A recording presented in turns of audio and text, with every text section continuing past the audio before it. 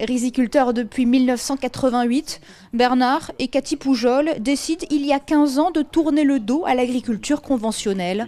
Ils veulent cultiver du riz de la façon la plus naturelle possible, alors ils trouvent la solution avec ces palmipèdes.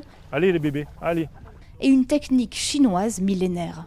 Et le canard a la bonne idée de ne pas aimer la plante de riz. Par contre, dans la rizière, poussent des tas d'herbes, dont une qui en anglais s'appelle duck salad. Duck salad pour les canards, c'est le top. Eh bien, ces herbes-là, le canard les affectionne particulièrement.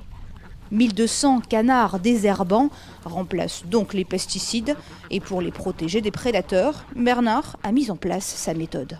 Je mets un poste de radio et les animaux ont été dressés à écouter France Culture la nuit quand ils étaient petits. Et les canards vont se rassembler au poste de radio parce qu'ils ont l'habitude. Et du coup, quand le renard arrive, il entend le poste de radio, il se dit « Ah, il y a des hommes, j'y vais pas ». Et même très cultivés, ces canards, lorsqu'ils sont trop gros pour passer entre les rizières, ils finissent à la casserole.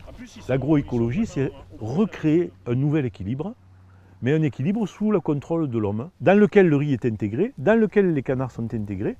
Et ça fonctionne au-delà de leurs espérances.